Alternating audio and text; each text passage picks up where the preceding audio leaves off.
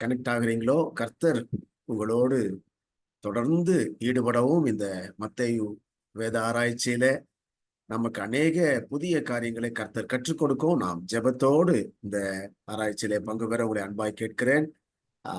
ஆண்டவர் நிச்சயமாக நீங்க எவ்வளோ இடைஞ்சல்கள் மத்தியிலே வந்து அமர்ந்து கேட்கிறீர்கள். கர்த்தர் உங்களை நிச்சயமாய் ஆசீர்வதிப்பார், அதுல சந்தேகமே இல்லை.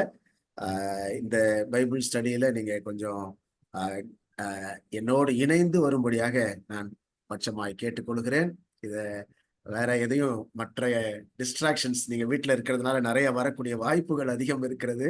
ஆனாலும் அதையெல்லாம் ஒதுக்கிவிட்டு இந்த 1 மணி நேரம் இதுல கொஞ்சம் தரித்து இருக்கும்படியா அன்பாய் கேட்கிறேன். ஏன்னா சும்மா வந்துட்டு போறது ஈஸி, சும்மா ஏதோ கேட்டுட்டு போறதும் ஈஸி. ஆனா அமர்ந்திருந்து இந்த தியானத்துல ஒன்றிணைந்து பங்கு பெறுவது ரொம்ப நல்லது. அது கொஞ்சம் கஷ்டம்தான், ஆனா அதுதான் நல்லது. அதை செய்யும்படியாக அன்பாய் கேட்டுக்கொள்கிறேன். இந்த சம்மர் வெக்கேஷன் டைம்ல கூட இதை தவறா வச்சுட்டோமோ அப்படின்னு கூட எண்ணங்கள் வருகிறது எங்களுக்கு. இருந்தாலும் நீங்க எல்லாம் அந்த நேரத்துல வந்து சேருகிறீர்கள். ஒவ்வொருவரும் 6 மணிக்கு கரெக்டா வந்துடுறீங்க. அதுக்காக ஸ்தோத்திரம். இதை முடிந்த அளவு நம்ம கரெக்டா நேரத்துல முடிக்க நம்ம பார்ப்போம். கர்த்தர் கிருபை செய்வாராக. ஸ்கிரீன் தெரியுதுன்னு நினைக்கிறேன் எல்லாருக்கும். இன்றைக்கு 4வது நாளாக நம்ம இதை பார்க்க போகிறோம். ஆண்டவரே, உடைய வேதத்துல இருக்கிற அதிசயங்களை காணும்படி எங்கள் கண்களை திறந்தருளும் சுவாமி என்று நாம் ஒவ்வொருவரும் மனசுக்குள்ளாக நாம் ஜெபித்துக் கொள்வோம். நம்முடைய இருதயத்தின் ஆழத்திலிருந்து ஒரு வாஞ்சையோட நம்ம உட்காரும் பொழுது நிச்சயமாய் நம்முடைய வாஞ்சையை ஆண்டவர் நிறைவேற்றுவார். அதுல சந்தேகமே கிடையாது. நம்ம இதுவரைக்கும் பார்த்தது என்ன ரீகேப் ஒவ்வொரு நாளும் நான் இதை செய்து விட்டு தான் ஆரம்பிக்கிறேன். இப்ப நீங்க பாத்தீங்கன்னா முகவுரை மத்தேயு நற்செய்தியில் உள்ள முதல் 3 அதிகாரங்களை நாம் முடித்து விட்டோம். அதுல 5 விஷயங்கள் முகவுரையிலே நாம் பார்த்திருக்கிறோம். அதை சஸ்பென்ஸ்னு போட்டிருக்கிறேன். வம்ச வரலாறு, கிறிஸ்து பிறப்பு, எகிப்துக்கு ஓடுகிறார்கள், அதுக்கப்புறம் யோவான் திருமுழுக்கு கொடுக்கிறார், திருமுழுக்கு யோவானை பற்றி இருக்கிறது, அடுத்து இயேசுவுக்கு திருமுழுக்கு கொடுக்கிறார். சோ இந்த 5 விஷயங்களை முகவுரையில மத்தேயு எழுதி இருக்கிறார். மத்தேயு அழகா அமைத்து இருக்கிறார் பாருங்க. முடிவுரையில 3 அதிகாரங்கள் என்ன, 26, 27, 28. அதுல ஒரு 5 விஷயங்கள் இருக்கிறது. இடைப்பட்டதுலதான் 5 புத்தகங்களாக நாம் பிரித்திருக்கிறோம். இது கொஞ்சம் வித்தியாசமாக நாம நினைத்து இதை கொண்டு வந்திருக்கிறோம். இந்த 5 புத்தகங்களையும் அதுலயும் நம்ம முதல் புத்தகத்தை படிச்சுட்டோம். நம்ம டிக் அடிச்சிருக்கிறோம் பாருங்க. அதுல நீங்க அந்த ஸ்கிரீனையும் பார்த்துக்கிட்டே இருப்பீங்கன்னு நினைக்கிறேன். நிச்சயமா பாருங்க. அதுல நம்ம டிக் அடிச்ச வரைக்கும் முதல் புத்தகம், அதாவது அதிகாரம் 4, 5, 6, 7 வரைக்கும் நம்ம முடிச்சிருக்கிறோம். மத்தேயு 7ஆம் அதிகாரம் வரைக்கும் நேற்றைய தினத்துல அதான் முதல் புத்தகத்தினுடைய சாராம்சம். 4ஆம் அதிகாரத்துல இருந்து 7ஆம் அதிகாரம் வரைக்கும். அதுல என்ன பார்த்தோம் அப்படின்னா, 4ஆம் அதிகாரத்துல சாத்தானுடைய சோதனைய நம்ம பார்த்தோம். அதை ஏற்கனவே நம்ம சொன்னோம். அந்த பாவத்தின் திருத்துவம் இல்ல, மாம்சத்தின் இச்சை, கண்களின் இச்சை, ஜீவனத்தின் பெருமை, இது 3 சேர்ந்து அந்த சோதிக்கிறான் சாத்தான். அதை ஆண்டவர் வேத வசனத்தினாலே வெற்றி கொள்கிறார். அதை நேற்றைய தினத்துல நம்ம பார்த்தோம். ஆண்டவர் வெற்றி கொண்ட பிறகுதான் அவரை ஊழியத்துக்குள்ளே வருகிறார். அதுக்கு முன்னால அவர் ஞானஸ்நானம் எடுக்கும்பொழுது ரொம்ப விமர்சையாக இருக்கிறது. பிதா நீர் என்னுடைய நேசகுமாரன்னு சொல்றாரு. அவரை ரொம்ப நல்லா தேவ தூதர்கள் இருந்திருப்பாங்க, பரிசுத்த ஆவியானவர் புறாவை போல இறங்குறார், நல்ல நிகழ்ச்சி. ஆனா அடுத்தது அவரை சோதனைக்கு ஆவியானவர் கொண்டு போகிறார். இதுதான் வாழ்க்கை. வாழ்க்கை என்பது பிளஸும் மைனஸும் சேர்ந்து. ஒருவேளை இங்க உட்கார்ந்து கொண்டு இருக்கிற, இதை கேட்டுக்கொண்டு இருக்கிற அருமையான சகோதர சகோதரி, பலவிதமான சூழ்நிலைகளை நாம் போய்கொண்டு இருக்கிறோம். நம்ம சூழ்நிலைகளை எல்லாமே ஆண்டவருக்கு தெரியும். ஆனா ஒண்ணு தெரிஞ்சுக்கோங்க, சோதனைக்கு பிறகு ஒரு மேன்மை வருகிறது. ஹல்லேலூயா. எப்பெல்லாம் ரொம்ப சோதிக்கப்படுகிறோமோ, இந்த God is taking you to the next level. ஹல்லேலூயா. இங்க உட்கார்ந்து இருக்கிறோம் யாரெல்லாம், ஐயா நான் இப்ப ரொம்ப சோதிக்கப்படுறேங்க, ஒரு கண்ணீரின் பாதையில போயிட்டு இருக்கிறேன் அப்படின்னு சொல்றோமோ, அவங்கள ஆண்டவர் நிச்சயமா இன்றைக்கு ஆற்றி தேற்றுகிறார். ஏனென்றால் சோதனைக்கு பிறகுதான் இயேசு கிறிஸ்து பயன்படுத்தப்பட்டார். ஹல்லேலூயா. 4, 5, 6, 7 இதுல மலை பிரசங்கம் 5, 6, 7 மலை பிரசங்கம். 4ஆம் அதிகாரம் சாத்தானின் சோதனை, அதான் முக்கியம். அடுத்தது 5, 6, 7 மலை பிரசங்கம். அதை பத்தி கொஞ்சம் லைட்டா திரும்ப நான் ஒரு விஷயம் உங்களுக்கு ஞாபகப்படுத்தணும்னு நான் விரும்புறேன். ஏன்னா அது ரொம்ப முக்கியமானது. மத்தேயு எழுதின சுவிசேஷத்திலே முக்கியமானது மலை பிரசங்கம் தான். ஏன்னா இந்துக்கள், புறஜாதி மக்கள் கூட ஒரு கன்னத்தில் அறைந்தால் மறு கன்னத்தை காட்டுன்னு சொன்னது யாருன்னா இயேசு. அது எங்க சொல்லியிருக்கிறாரு? மலை பிரசங்கத்துலதான் சொல்லியிருக்கிறார் இல்லையா? அவருடைய அந்த மலை பிரசங்கம் ஒரு முக்கியமானது. அதை நம்ம பிரிச்சிருக்கிறோம், ஒரு வித்தியாசமாக பிரித்திருக்கிறோம். எப்படின்னா 9 பி ஆட்டிடியூட்ஸ், 9 டூ ஆட்டிடியூட்ஸ் அதுல இருக்கிறது. 9 பாக்கிய பாக்கியவான்கள், 9 போராட்டங்கள். அதாவது வித்தியாசமாக ஆண்டவர் சொல், நான் உங்களுக்கு சொல்லுகிறேன். மோசே இப்படி சொன்னாரு, கண்ணுக்கு கண் பல்லுக்கு பல்லு மோசே சொன்னாரு. நான் சொல்றேன், ஒருவன் ஒரு கண்ணத்துல அரைஞ்சா மறு கண்ணத்தை திரும்பி கொடு, ஒரு மைல் கூட வான்னு சொன்னா நீ 2 மைல் போ என்று சொல்லி ஆண்டவர் வித்தியாசமான கட்டளைகளை கொடுக்கிறார். அதுதான் ஆக்சுவலா பாத்தீங்கன்னா ஒரு கிங்டம் பிரின்சிபல்ஸ்னு சொல்றோம். அதாவது ஒரு தேவனுடைய ராஜ்யத்திற்குரிய பிள்ளைகளுக்குரிய தன்மைகள் என்னன்னா இதுதான்.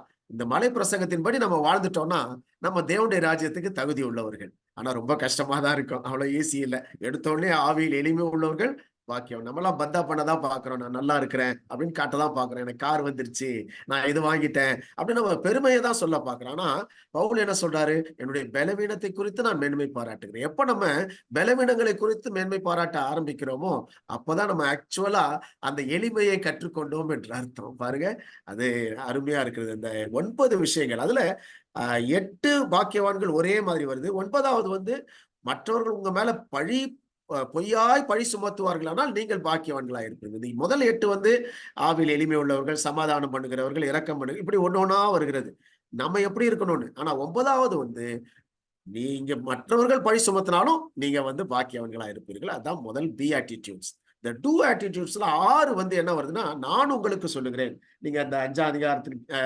வசனங்களை நீங்க பாத்தீங்கன்னா 21ல இருந்து வருகிறது. கொலை செய்யாது இருப்பதாக என்று சொல்லப்பட்டது. 22ல என்ன சொல்றாரு, நான் உங்களுக்கு சொல்லுகிறேன். அங்கிருந்து நீங்க கவுண்ட் பண்ணிட்டே வந்தீங்கன்னா எங்கெல்லாம் நான் உங்களுக்கு சொல்லுகிறேன்னு சொல்றாருன்னு பாத்தீங்கன்னா ஒரு 6 வரும். 6 இடங்களிலே மோசே எப்படி சொன்னா, கொலை செய்யாதிருப்பாயாக, விபசாரம் செய்யாதிருப்பாயாக மோசே சொல்லியிருக்கிறாரு. ஆனா நான் உங்களுக்கு சொல்றேன், அங்கதான் நம்ம மறைந்திருக்கும் மோசையை நம்ம பார்க்கிறோம். இவர் ஒரு புதிய மோசையாக வெளிப்படுகிறார். மோசே இதை சொன்னாரு, ஆனா நான் உங்களுக்கு சொல்லுகிறேன், ஒரு இச்சையை ஒரு பெண்ணை இச்சையோடு பார்த்தாலே விபசாரம் செய்தாயிற்று. இப்படி இயேசு கிறிஸ்து அவர் நான் உங்களுக்கு சொல்லுகிறேன் என்று சொல்லி ஒரு 6 விஷயத்தையும், அதுக்கப்புறம் ஒரு 3 விஷயம் என்ன சொல்றாருன்னா, நீயோ உபவாசம் பண்ணும் பொழுது, நீயோ தர்மம் செய்யும் பொழுது, நீயோ ஜெபம் பண்ணும்போது இப்படி இருக்கணும் என்று சொல்லி நீயோ நீயோ என்று சொல்லி ஒரு 3 கட்டளைகளை சேர்த்து சொல்லுகிறார். ஆக மொத்தம் 9, 9, 2 வருகிறது. இந்த 2க்கு இடைப்பட்ட இடத்துலதான் நாம் உப்பாகவும் ஒளியாகவும் இருக்க வேண்டும் என்கிற அந்த வாசகங்களை இயேசு கிறிஸ்து சொல்லுகிறார். இப்போ இந்த மலை பிரசங்கத்தை ஒரு சுருக்கமாக நம்ம சில விஷயங்களை மட்டும் தெரிந்து கொள்கிறோம், அப்ப ஈஸியா இருக்கும். அந்த ஜெபம் பண்ணும்போது அப்படின்னு சொல்லும் பொழுது எப்படி ஜெபம் பண்ணும், அப்படின்னு ஜெபம் பண்ண வேண்டிய விதமாவது என்று சொல்லி அவர் ஒரு 7 பகுதிகள் இருக்கக்கூடிய ஜெபத்தை நமக்கு சொல்லி கொடுக்கிறார். பரமண்டலங்கள் இருக்கிற எங்கள் பிதாவே அப்படின்னு சொல்லி அப்பா என்று ஆரம்பித்து அருமையான ஒரு ஜெபத்தை ஆண்டவர் சொல்லி கொடுத்திருக்கிறார். இதெல்லாம் நம்ம நேற்றைய தினத்துல இதன் பகுதிகளை நாம பார்த்தோம். அருமையான தேவ பிள்ளைகளை, அது மட்டுமல்ல, இந்த மலை பிரசங்கத்துல 7 டூஸ், 7 இரட்டைகள், ஜோடிகள் என்று பார்த்தோம். பொக்கிஷம், பரலோகத்துல பொக்கிஷம், பூலோகத்துல பொக்கிஷம். நீங்க எதுல வைக்கணும், பரலோகத்துல வைங்க, பூலோகத்துல பொக்கிஷங்களை சேர்த்து வைக்காதீங்க. ஆனா அவர் சொன்ன மாதிரி நம்ம இருக்கிறது இல்ல. பாருங்க, இதுல அவர் சொன்ன விஷயங்கள் எதையாவது நம்ம ஃபுல்லா ஃபாலோ பண்றோமான்னு யோசித்து பார்த்தா, நான் உட்கார்ந்து யோசித்து பார்த்தேன், ரொம்ப கஷ்டமா இருக்குங்க. அப்ப நமக்கு என்ன தேவை இருக்குன்னா, பரிசுத்த ஆவியானவருடைய பலன் இல்லாம இதை நம்ம செய்யவே முடியாது. ஆகவே பார்வைகள், 2 பார்வைகள், ஒன்று முழுவதும் இருள், முழுவதும் வெளிச்சம் என்று சொல்லி கண் கெட்டதா இருந்தால் அதை சொல்றாரு. அப்புறம் எஜமானர்கள், 2 எஜமானுக்கு ஒருத்தர் ஊழியம் செய்ய முடியாது, உலகத்துக்கும் கடவுளுக்கும் 2 பேருக்கும் ஊழியம் செய்ய முடியாது என்று சொல்ற. வாசல்கள், இடுக்கமான வாசல், விசாலமான வாசல், இதெல்லாம் ரொம்ப அப்படி நம்ம சுருக்கமாக இந்த விஷயங்கள் எல்லாம் நம்ம அப்படி மனசுல வச்சுட்டோம்னா இவ்வளவுதான் மலை பிரசங்கத்துல இருக்கிறது. மரங்கள், நல்ல கனி கொடுக்கிற மரம், கெட்ட கனி கொடுக்கிற மரம். அடுத்தது கர்த்தாவே என்று சொல்லுகிறவர்கள், ஆண்டோடைய சித்தத்தின்படி செய்கிறவர்கள், ஆண்டோடைய சித்தத்தின்படி செய்யாதவர்கள். இதெல்லாமே நம்ம தெரிந்து கொள்கிறோம். ஆனா நம்முடைய வாழ்க்கையில கொஞ்சம் இன்டர்னலைஸ் பண்ணி பார்க்கணும், அது ரொம்ப முக்கியம். கடைசியா அடித்தளங்கள், ஃபவுண்டேஷன்ஸ், மணல் மேல் கட்டினவன் கற்பாறையின் மேல் கட்டினவன். இப்படி அந்த மலை பிரசங்கம் அதுல அழகா இந்த 7 டூஸ் இருக்கிறத நம்ம பார்க்க முடிகிறது. நம்ம அதெல்லாம் ஒன்னா சேர்த்துட்டோம். அப்படி 7ஆம் அதிகாரத்துல இருக்கு, 6ஆம் அதிகாரத்துல இருக்கு. இடைப்பட்ட இடத்துல கவலைப்படாதீர்கள் என்கிற அந்த 6ஆம் அதிகாரத்தின் கடைசி பகுதியில பாத்தீங்கன்னா, அற்ப விசுவாசிகளே கவலைப்படாதீங்க அப்படின்னு சொல்லி அதுல முடிக்கிறாரு. அதுல முக்கியமான ஒரு ரூல் 7ஆம் அதிகாரம் 12ஆம் வசனம், அதுதான் கோல்டன் ரூல் என்று சொல்றோம். மற்றவர்கள் உங்களுக்கு என்ன செய்ய வேண்டும் என்று நீங்க எதிர்பார்க்கிறீர்களோ அதையே நீங்க மற்றவர்களுக்கு செய்யுங்கள். இதை செஞ்சாலே நியாயப்பிரமாணம், தீர்க்க தரிசனம் எல்லாமே அடங்கி விடுகிறது என்று சொல்லி அந்த மலை பிரசங்கத்தையே ஒரு வார்த்தையில சொல்லணும்னா அந்த கோல்டன் ரூல்ல வந்து ஆண்டவர் முடிக்கிறார். ஹல்லேலூயா, கர்த்தருக்கு ஸ்தோத்திரம். இதை நம்ம நேற்றைய தினத்துல இதெல்லாம் நம்ம பார்த்ததுதான். இன்னைக்கு நம்ம பார்க்க போறது புத்தகம் 2, 2வது புத்தகத்துக்கு நம்ம வர்றோம். இதுவரைக்கும் பிரீச்சிங் மினிஸ்ட்ரி இதுவரைக்கும் சொல்லி கொடுத்து கொண்டிருந்தார். மலை பிரசங்கம் பண்ணிட்டு தான் இப்ப ஊழியத்துக்கு இறங்குறார், கீழே வர்றார். மலையிலேயே இருக்க முடியாது, கீழே வருகிறார். இதுவரைக்கும் அகத்தை சுத்தமாக்கும் ஊழியம், அதாவது அவர் பிரீச் பண்ணதுல உள்ளத்தை சுத்தமாக்க சொன்னார். அவர் ஒரு வார்த்தை சொன்னார், இதயத்தில் சுத்தமுள்ளவர்கள் பாக்கியவான்கள், அவர்கள் தேவனை தரிசிப்பார்கள் என்று சொன்னார். அது மாதிரி உள்ளத்தை சுத்தமாக்குற ஊழியத்தை இதுவரைக்கும் செஞ்சாரு. இப்போ புறம் சுத்தமாகும் ஊழியத்துக்கு கீழே வர்றாரு. பாத்தீங்கன்னா 8, 9 அதிகாரங்கள்ல ஒரு 10 அற்புதங்களை அவர் செய்யறார். எல்லாத்தையுமே ஒரு டேபிள்ல நான் போட்டேன். நீங்க ஈஸியா பார்த்த உடனே தெரிந்து கொள்ளக்கூடிய விதத்துல அந்த டேபிள்ல இருக்கு பாருங்க. ஒரு 10 அற்புதங்கள் இருக்கிறது. இந்த 10 அற்புதங்களை 8ஆம் அதிகாரத்திலிருந்து 9ஆம் அதிகாரம் வரைக்கும் அவர் செய்கிறார். 10ஆம் அதிகாரம் அவர் திரும்பவும் ஒரு அருளுரை ஆற்றுகிறார், பிரசங்கம் பண்ணுகிறார். 10வது அதிகாரம் ஒரு பிரசங்கம். ஏற்கனவே நான் சொல்லியிருக்கிறேன், நல்லா கவனிங்க. முதல்ல மலை பிரசங்கம் 5, 6, 7. அப்புறம் 10வது அதிகாரம் ஒரு பிரசங்கம். அது என்ன பிரசங்கம்னா கமிஷனிங் சர்மன் என்று சொல்வார்கள். அப்போஸ்தலராக அவர்களை அனுப்புகிற அந்த பிரசங்கம், அது அப்போஸ்தல பிரசங்கம் என்று அதற்கு பெயரிடலாம். அது 10ஆம் அதிகாரம். அதுக்கு அடுத்தது 13ஆம் அதிகாரத்திலே ஒரு பிரசங்கம் வரும். அது என்னன்னா ஓமைகளை குறித்த பிரசங்கம். இப்பயே நான் சொல்லிடுறேன், நீங்க இதெல்லாம் நீங்க தெரிஞ்சு வச்சுக்கலாம். 13ஆம் அதிகாரத்துல ஒரு பிரசங்கம், அது ஓமை பிரசங்கம். நிறைய ஓமைகளை அதுல சொல்லுகிறார் 13ஆம் அதிகாரம். அப்புறம் 18ஆம் அதிகாரம் திருச்சபை பிரசங்கம். சபை எப்படி இருக்கிறது என்பது, சபையில இருக்கிறவர்கள் எப்படி இருக்க வேண்டும் என்பதற்கான ஒரு பிரசங்கம் 18ஆம் அதிகாரம். அங்கதான் சபை என்கிற வார்த்தையே, மத்தேயுல மட்டும்தான் சபை என்கிற வார்த்தை வருகிறது. அது நல்லா தெரிந்து கொள்ள வேண்டும். அப்போ இந்த சபை என்கிறத குறித்து 18ஆம் அதிகாரத்துல அவர் சொல்லுகிறார். அதுக்கப்புறம் கடைசியில 25 வரைக்கும் 23, 24, 25 3 அதிகாரங்கள். கடைசியில 3 அதிகாரம், முதல்ல 3 அதிகாரம் மலை பிரசங்கம், கடைசியில 3 அதிகாரம். அது என்னன்னா அதுதான் ஆண்டவருடைய வருகை குறித்த கடைசி காலத்துக்குரிய பிரசங்கம். அது வருகை பிரசங்கம். கடைசியில அது 23, 24, 25ல இருக்கு. அதோட முடிஞ்சிருது. அப்புறம் 26, 27, 28ஆம் அதிகாரங்கள் முடிவுரைகள் என்று நம்ம சொல்லியிருக்கோம். சோ பிரசங்கங்கள் எவ்வளவுதான். இப்போ நம்ம இந்த 10ஆம் அதிகாரத்துக்கு முன்னால மத்தேயு பாருங்க எல்லாத்தையும் எப்படி எழுதுறான்னா, அந்த பிரசங்கத்துக்கு முன்னால் அதுக்கு ஏற்ற மாதிரியான இன்சிடென்ட், நிகழ்வுகளை சேர்த்து எழுதுகிறார். இங்க பாத்தீங்கன்னா 8ஆம் அதிகாரம் 1ஆம் வசனத்துல இருந்து 4ஆம் வசனம் வரைக்கும் தொழுநோயாளி சுகமாகிற ஒரு அற்புதம் இங்க நடக்கிறது. 8ஆம் அதிகாரம் முதல் 4 வசனங்கள் நமக்கு தெரியும். இதெல்லாம் உமக்கு சித்தமானால் என்னை சுத்தமாக்க உம்மால் ஆகும் என்று ஒரு தொழுநோயாளி ஜெபிக்கிறார். நல்லா கவனிங்க. யோவான் சுவிசேஷத்துல முதல் அற்புதம்னு சொல்லியே யோவான் எழுதுகிறார். எதை எழுதுகிறார்னா, கானா ஊர் கல்யாணத்துல தண்ணீரை திராட்சரசம் ஆக்கின ஒரு அற்புதத்தை எழுதுகிறார். அதை அடையாளம் என்று யோவான் எழுதுகிறார். ஆனா இங்க மத்தேயு சுவிசேஷத்துல முதல் அற்புதம் தொழுநோயாளி சுத்தமாவதுதான் முதல் அற்புதமாக இருக்கிறது. அதுக்கும் இதுக்கும் வித்தியாசம் இருக்கிறது. யோவான் அதுதான் முதல் என்று சொல்லி இருக்கிறார். ஆனா இவர் இங்க இதுதான் முதல் என்று சொல்லல. இவர் அற்புதங்களை அடுக்கி வச்சு முதல் 2 அப்படி சொல்லல. யோவான் 2வது அற்புதம் என்று கூட எழுதுகிறார். எழுதும்போது பாத்தீங்கன்னா அதுக்கு அடுத்த அற்புதத்தை இது 2வது அற்புதம் என்று கூட அவர் சொல்லுகிறார். 2வது அடையாளம் என்று சொல்லுகிறார். ஆனா இங்க இவரு இது முதல் அற்புதம் என்று சொல்லவில்லை. ஆனால் முதல்ல யாருக்கு இடத்தை கொடுக்கிறாருன்னா, தொழுநோயாளிக்கு அவர் இடத்தை கொடுக்கிறார். இவர் அடுக்கிறார். இவர் அது கரெக்டா குரோனாலஜிக்கலா அந்த கால அட்டவணைப்படி இதை எழுதல. இவர் அந்த ஊழியத்துக்கு ஏத்த மாதிரி 10ஆம் அதிகாரத்துல வரக்கூடிய அந்த அருளுரைக்கு ஏற்ற மாதிரியான காரியங்கள் எல்லாம் சேர்த்து வைக்கிறாரு.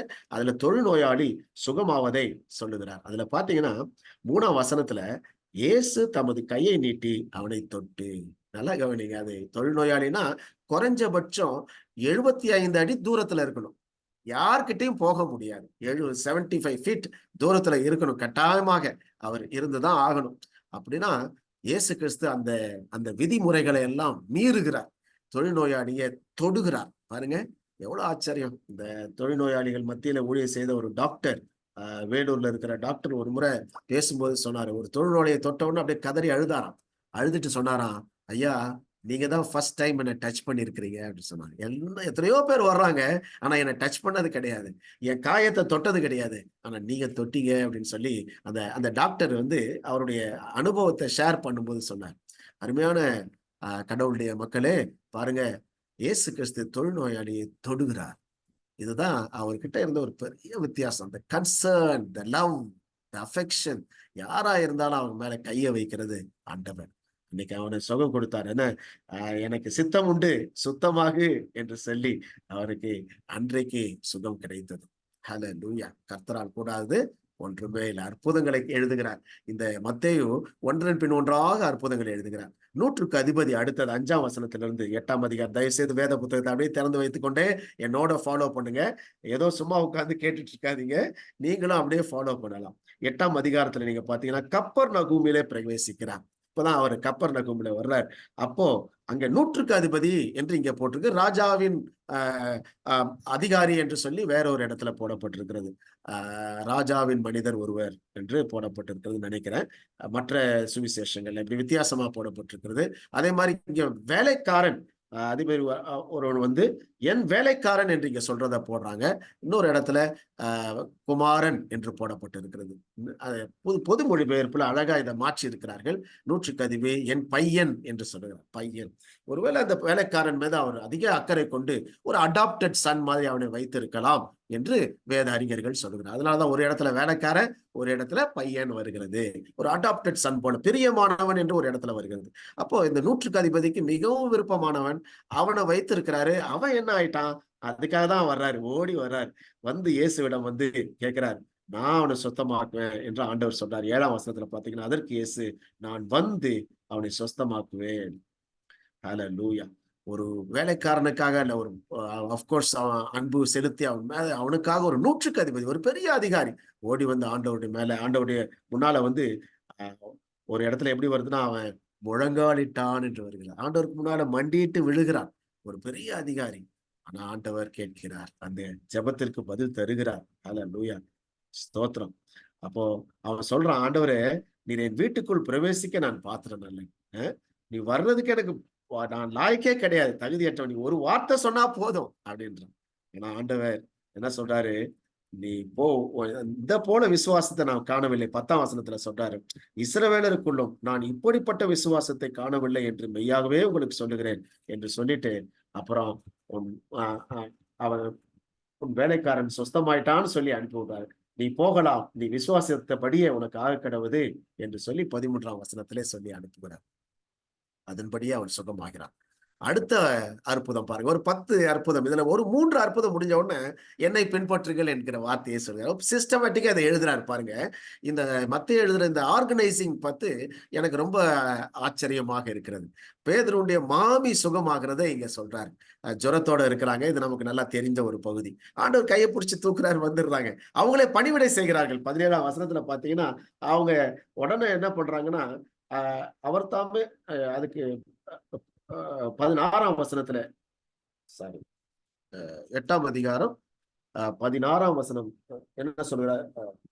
15ஆம் வசனம், 15ஆம் வசனம் என்ன சொல்கிறது? அவர் அவள் கையை தொட்ட உடனே ஜுரம் அவளை விட்டு நீங்கிற்று, அவள் எழுந்திருந்து அவர்களுக்கு பணிவிடை செய்தாள் என்று வருகிறது. 15ஆம் வசனம். இப்போ பாருங்க, உடனடியாக சுகம் கிடைக்கிறது. இந்த பேதுரு திடீர்னு கூட்டு போயிடுறாரு சாமிய. ஆனா அங்கேயும் ஒரு அற்புதத்தை ஆண்டவர் செய்கிறார். அற்புதங்கள் தொடர்ந்து நடக்கிறது. 18ஆம் வசனத்திலிருந்து 22ஆம் வசனம் வரைக்கும் இந்த 8ஆம் அதிகாரத்துல நீங்க பாத்தீங்கன்னா பார்த்தா என்ன வருகிறது என்றால், அங்க ஆண்டவர் என்னை பின்பற்றுங்கள் என்று சொல்லி அந்த 8ஆம் அதிகாரத்துல நீங்க 18ல இருந்து 22 வரைக்கும் பாத்தீங்கன்னா ஆண்டவர் சொல்றதை நீங்க பார்க்கலாம். 18ஆம் வசனத்துல அவர் சொல்றாரு, பின்பு திரளான ஜனங்கள் தம்மை சூழ்ந்திருக்கிறதை இயேசு கண்டு அக்கறைக்கு போக கட்டளையிட்டார். அப்பொழுது இதுக்கு பின்னால வருகிறது, அவர் என்ன சொல்றாருன்னா, கடைசியில 22ஆம் வசனத்துல, அதற்கு இயேசு, மரித்தோர் தங்கள் மரித்தோரை அடக்கம் பண்ணட்டும், நீ என்னை பின்பற்றி வா. இந்த அற்புதங்களை செய்து கொண்டே இருக்கிறார். அதுக்கு அந்த ஒரு 3 அற்புதம் செஞ்சவன என்னை பின்பற்றி வாருங்கள், நீ என்னை பின்பற்றி வா என்று 22ஆம் வசனத்துல சொல்றாரு. அதே மாதிரி அடுத்து ஒரு 3 அற்புதம் செய்யறாரு. இந்த டேப்லர் காலம் பாத்தீங்கன்னா உங்களுக்கு தெரியும்.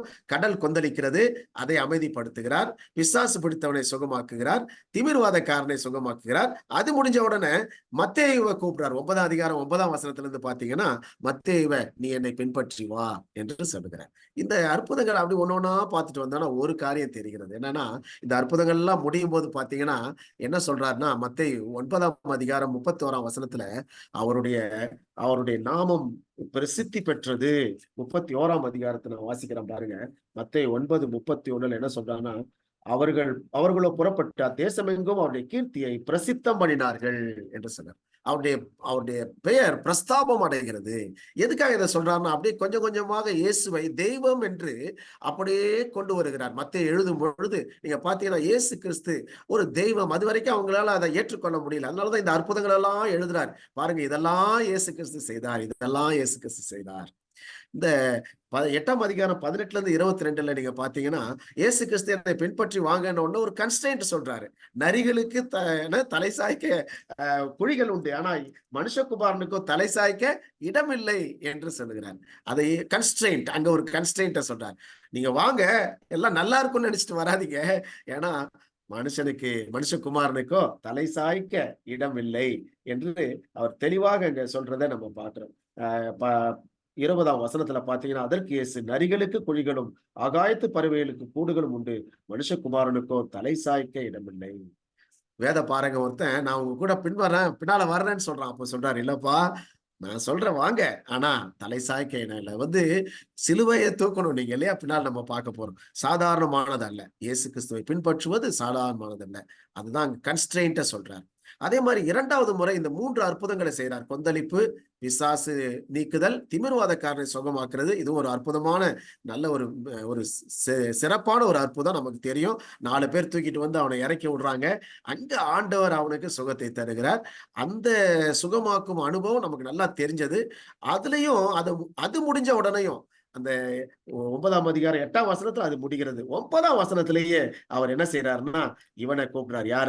நம்ம மத்தேயு என்னும் ஒரு மனுஷனை கண்டு எனக்கு பின் சென்று வா என்றார். பாருங்க, அற்புதங்கள் செய்கிறதெல்லாம் என்ன காரணம் தெரியுமா?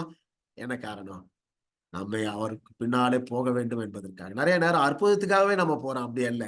அவர் அற்புதம் செய்வதனாலே நீங்கள் அவரை பின்பற்ற வேண்டும் என்பதுதான் காரணம். அவருக்காக நாம் போக வேண்டுமே தவிர அற்புதங்களுக்காக அவரை பின்பற்றி வரக்கூடாது. அதனால்தான் ஒவ்வொரு முறை பின்பற்றி வான்னு சொன்ன உடனே இங்கே பாருங்க, கம்ப்ளைண்ட், அங்க இருக்கிறவங்க கம்ப்ளைண்ட் பண்றாங்க. அவர் சொன்ன உடனே, இவர் என்ன பாவிங்க கிட்ட போயிட்டாரு, ஆயக்காரனுடைய வீட்டுல போய் பந்தி இருக்கிறார். ஏன்னா உடனடியாக மத்தேயு என்ன பண்றாரு, தன்னுடைய வீட்டுல ஒரு விருந்து செய்யறார். அந்த விருந்துல இவர் போய் பங்கு பெறுகிறார். அப்பதான் பரிசேயர் அதை கண்டு 11ஆம் வசனத்துல பாக்குறோம். 9ஆம் அதிகாரம் 11ஆம் வசனம். பரிசேயர் அதை கண்டு அவருடைய சீஷர்களை நோக்கி, உங்கள் போதகர் ஆயக்காரரோடும் பாவிகளோடும் போஜம் பண்ணுகிறது என்ன என்று கேட்டார்கள். பாருங்க, அங்க ஒரு கம்ப்ளைண்ட் வருகிறது.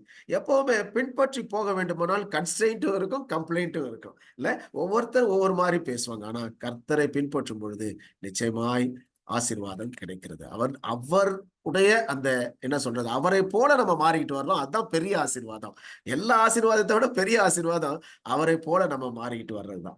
அப்புறம் கீழே ஒரு 4 அற்புதங்கள் வருது. மொத்தம் 10 அற்புதங்கள் இதுல இருக்கிறது.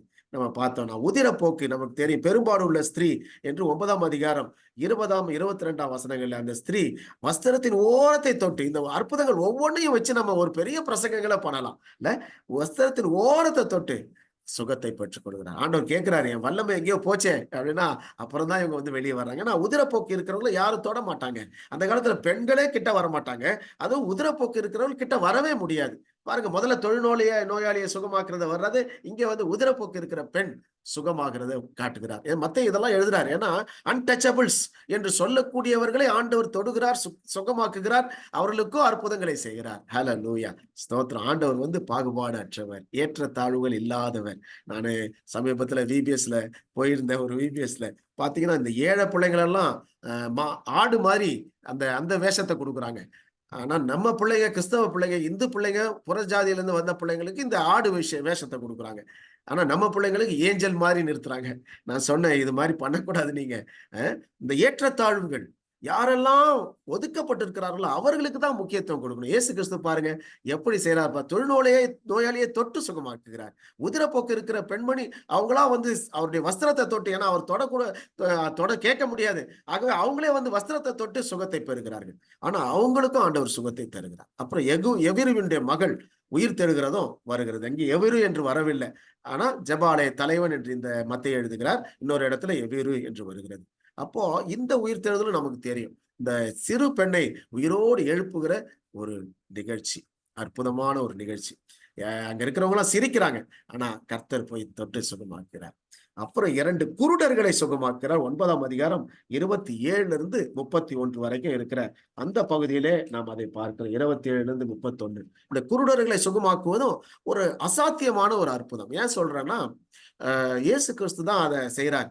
அதுக்கு முன்னால பழைய ஏற்பாட்டுல ஒரு அற்புதம் கூட குருடரை சுகமாக்கும் அற்புதம் கிடையாது. நீங்க பாருங்களேன், எங்கேயாவது குருடரை சுகமாக்கும் அற்புதம் இருக்குதானா? பழைய ஏற்பாட்டுல எங்கேயுமே இல்லை. பழைய ஏற்பாட்டுல உயிர் தெழுகிற அற்புதம் கூட இருக்கிறது. உயிரோடு எலிசா உயிரோடு எழுப்புகிறார், எலியா உயிரோடு எழுப்புகிறார். ஆனா குருடர்களை சுகமாக்கும் அற்புதம் நடக்கவே இல்லை. ஆனா இயேசு கிறிஸ்து பிறவி குருடனை கூட சுகமாக்குகிறார். இங்கே 2 குருடர்கள், தாவீதின் குமாரனே எனக்கு இரங்கும் என்று சொல்லி சுகத்தை பெற்றுக் கொள்கிறார்கள். அப்புறம் 9ஆம் அதிகாரம் 32 34 அந்த வசனங்கள்ல பார்க்கிறோம். ஒரு ஊமையன் அல்ல, பிசாசு பிடித்த ஊமையன் சுகமாகிறதை அந்த பகுதியில 32, பிசாசு துரத்தப்பட்ட பின்பு ஊமையன் பேசுகிறான். அப்போ இந்த வியாதிகளுக்கு ஒரு காரணம் பிசாசாக இருக்கு. எல்லாத்துக்கும் பிசாசு தான் சொல்லிட முடியாது. நம்ம செய்யற தவறுனாலே சில வியாதிகள் வருகிறது. ஆனால் சில வேளைகளில பிசாசு காரணமா இருக்கிறான். நான் பார்த்த இதுல பிசாசு பிடித்திருக்கிறவர்கள் பல நேரங்களில வியாதிகளில இருக்கிறத பார்த்திருக்கிறேன். நான் அனுபவத்துல சில ஊழியக்காரரோடு போயிருக்கும் பொழுது நான் இதை பார்த்திருக்கிறேன். இயேசு கிறிஸ்துவின் ரத்தத்தினால அவங்க கவர் பண்ணும் பொழுது கம்ப்ளீட்டா அங்க அந்த ஹீலிங் கிடைக்கிறத நான் கண்ணால பார்த்திருக்கிறேன். அதனாலதான் நான் சொல்றேன், காட் கேன் ஹீல். ஒரு இடத்துல ஒரு கிராம ஊழியம் செஞ்சிட்டு இருக்கும்போது ஒரு ஒரு ஒரு ஒரு இடத்துல ஒரு ஒரு அப்பா தன்னுடைய பையனை இழுத்துட்டு எங்க முன்னால் நிறுத்தி இவன் இன்னும் பேசவே இல்லை, 7 வயசு ஆகுது, இன்னும் பேசல, 7 வயசு ஆகுது பேசல, நீ ஜெபம் பண்ணி இவன் பேசினானா நான் ஏத்துக்கிறேன் அப்படின்னா அந்த அவங்க அப்பா அந்த பையனை இழுத்துட்டு முன்னால் நிறுத்தினான். நாங்க ஒரு கிராம ஊழியம் செய்துட்டு இருக்கும் போது அப்ப நாங்க பயந்துட்டோம். எங்கள சில பேர் வேண்டாங்க வேண்டாங்க நாங்க, ஏன்னா ஜெபம் பண்ணி சுகமாகலைன்னா அவன் ஏதாவது பண்ண போறான் அப்படி, அவன் கொஞ்சம் குடிச்சு இருந்த மாதிரி இருந்துச்சு. என்ன பண்றதுன்னு தெரியல. ஆனா எங்க கூட இருந்த ஒரு அண்ணன், இல்ல நம்ம தைரியமா ஜெபம் பண்ணுவோம்னு சொல்லி அவங்க ஜெபம் பண்ணாங்க. நான் கண்ணால பார்த்தது. அவங்க ஜெபம் பண்ணி முடிச்சாங்க. அந்த பையன் அப்பா என்று சொன்னான். அவங்க அப்பாவை பார்த்தே கூப்பிட்டான், அப்பா என்று கூப்பிட்டான். அப்படியே கண்கள்ல தண்ணி வந்துருச்சு அந்த ஆளுக்கு. இதுவரைக்கும் இந்த அற்புதம் நடக்கல. இதுவரைக்கும் என் பையன் பேசல, அப்பான்னு கூப்பிடல, என்னை கூப்பிட்டான். அன்னைக்கே ஆண்டவரை ஏற்றுக்கொண்டான். அருமையான சகோதர சகோதரிகளே, இன்றைக்கும் ஆண்டவர் அற்புதங்களை செய்து கொண்டு இருக்கிறார். நம்முடைய ஆண்டவர் அற்புதமானவர், அதிசயமானவர் என்று அவருக்கு ஒரு பெயர் இருக்கிறது. கர்த்தருக்கு ஸ்தோத்திரம். இந்த எண்ட் ஆஃப் த 9th சாப்டர்ல நீங்க பாத்தீங்கன்னா, இதெல்லாம் செஞ்ச பிறகு அந்த இருந்த லீடர்ஸ் என்ன சொல்றாங்கன்னா, இவரு பிசாசுனால செய்யறாரு அப்படின்னு சொல்றாங்க. இல்ல பாருங்க எப்படி இருக்கு பாருங்க. ஒரு கமெண்ட்ஸ் எப்படிலாம் வருது. ஒரு ஊழியம் நடக்கும் பொழுது அங்கே கமெண்ட்ஸ் வித்தியாசமாக வருகிறது. இந்த 9ஆம் அதிகாரம் 34ஆம் வசனத்தை நீங்க பாத்தீங்கன்னா தெரியும். பரிசேயரோ இவன் பிசாசுகளின் தலைவனாலே பிசாசுகளை துரத்துகிறான் என்றார். பிசாசை வச்சு பிசாசை துரத்துறான். ஆண்டவர் சொல்ற அது எப்படிப்பா முடியும்? இல்ல ஒரு ராஜ்யத்துக்கு இயேசு சொல்றார் உடனடியாக. பின்பு இயேசு அவர் சொல்றது, ஒரு ராஜ்யத்தை விரோதமாக அந்த ராஜ்யத்தை சேர்ந்தவன் விரோதமா இருந்தா முடியுமா, நடக்குமா, பிரிவினை வருமே என்று இன்னொரு சுவிசேஷத்துல அதை நம்ம பார்க்கிறோம். பாருங்க, இயேசு கிறிஸ்து அந்த நேரத்துல he was அந்த கமெண்டோ அந்த கம்ப்ளைண்டோ அதை பத்தி அவர் பார்க்கல. he was moved with compassion. 9ஆம் அதிகாரம் 36ஆம் வசனத்துல பார்க்கிறோம். அவர் திரளான ஜனங்களை கண்ட பொழுது அவர்கள் மேய்ப்பனில்லாத ஆடுகளைப் போல தொய்ந்து போனவர்களும் சிதறப்பட்டவர்களுமாய் இருந்தபடியால் அவர்கள் மேல் மனதுருகினார். இந்த அன்பை பாருங்க, எப்பேற்பட்ட அன்பு, ஆண்டவருடைய அன்பு. ஸ்தோத்திரம் ஸ்தோத்திரம். அருமையான தேவ பிள்ளைகளே, அப்பதான் அவர் சொல்றாரு, அறுப்பு மிகுதி, வேலையாட்களோ கொஞ்சம், அதுக்காக நம்ம எல்லாரும் ஜெபம் பண்ணணும்னு சொல்றாரு. 9ஆம் அதிகாரம் 38ஆம் வசனம், நம்ம ஜெபம் பண்ணும். ஆகையால் அறுப்புக்கு எஜமான் தமது அறுப்புக்கு வேலையாட்களை அனுப்பும்படி அவரை வேண்டிக் கொள்ளுங்கள் என்று அந்த இடத்துல இயேசு கிறிஸ்து சொன்னார். இன்னைக்கு வரைக்கும் நம்ம அதை வேண்டிக் கொண்டே இருக்கிறோம். அறுப்புக்கு ஆட்கள் கிடைக்கிறது கஷ்டமா தான் இருக்கிறாங்கல்ல. ஊழியக்காரர்கள் எழும்போது, அது இந்த காலகட்டத்திலே இளைஞர்கள் வாலிபர்கள் எழும்போது மிக கடினமாக இருக்கிறது. நம்ம ரொம்ப ஜெபம் பண்ணணும். அன்னைக்கு அவர் ஜெபம் பண்ணார். ஜெபம் பண்ணி முடிச்சு அடுத்த 11ஆம் அதிகாரத்துல பாத்தீங்கன்னா ஊழியம் ஆரம்பிக்கிறது. ஹல்லேலூயா. சீடர்கள் வருகிறார்கள், நடக்கிறது, இந்த ஜெபத்திற்கு பதில் கிடைக்கிறது. அதான் இங்க போட்டிருக்கிற ஆன்சர் டு பிரேயர் 9:38. 9ஆம் அதிகாரம் 38ஆம் வசனத்திலே இயேசு கிறிஸ்து சொன்ன அந்த ஜெபத்திற்கு பதில் கிடைக்கிறது. 11ஆம் அதிகாரத்திலிருந்து அடுத்த புத்தகம் ஆரம்பிக்கிறது. இது 2வது புத்தகம், இறையரசின் ஊழியம். 2வது புத்தகத்துக்கு வந்துட்டோம். 2வது புத்தகம் 11ஆம் வசனம், 11ஆம் அதிகாரத்திலிருந்து 13ஆம் அதிகாரம் வரைக்கும் இருக்க போகிறது இந்த புத்தகம். இதுல இதுல நம்ம என்ன பார்க்க போறோம் அப்படின்றதையும் நம்ம பார்க்கலாம். இதுல வந்து 10ஆம் அதிகாரம், சாரி, 2வது புத்தகத்துக்கு முன்னால இருக்கிறோம். 2வது புத்தகத்தின் கடைசி பகுதியில வந்திருக்கிறோம். 10வது அதிகாரத்துக்கு வந்திருக்கிறோம். இதுல வந்து என்னன்னா, என்ன சொல்றாரு, ஊழியக்காரர்களை எழுப்புகிறார். ஊழியக்காரர்களை chosen and commission. இந்த 10ஆம் அதிகாரம் ஒரு பிரசங்கம். 2வது பிரசங்கம் நம்ம ஏற்கனவே சொன்னோம், அப்போஸ்தல பிரசங்கம் இதுக்கு பேரு.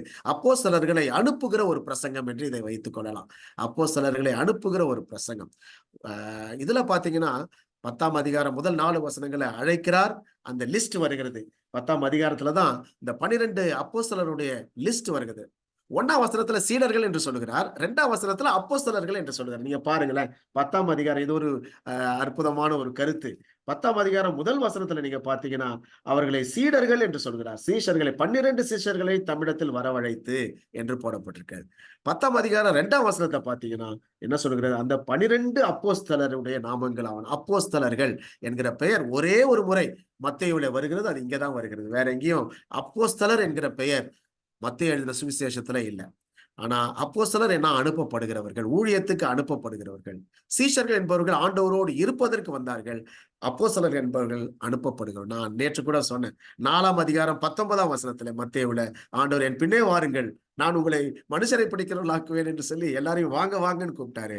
28ஆம் அதிகாரம் 19ஆம் வசனத்துல நீங்கள் போய் சகல ஜாதிகளையும் சீஷராக்குங்கள் என்று சொல்லி போக சொன்னார். சோ வாருங்கள் என்று அழைத்த ஆண்டவர் போங்கள் என்று சொன்னார். அதே மாதிரிதான் இங்கேயும் சீடர்களை அனுப்புகிற ஒரு 10ஆம் அதிகாரம், இந்த ஒரு பிரசங்கம், அப்போஸ்தல பிரசங்கம் இந்த 10ஆம் அதிகாரத்துல இருக்கிறது. இதுல வந்து நீங்க பார்த்தா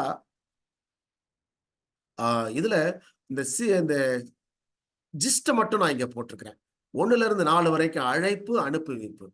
5ஆம் வசனமும் 6ஆம் வசனமும் 10ஆம் அதிகாரத்துல அப்படியே வச்சுட்டே வந்து ஃபாலோ பண்ணீங்கன்னா இது ஈஸியா இருக்கும்.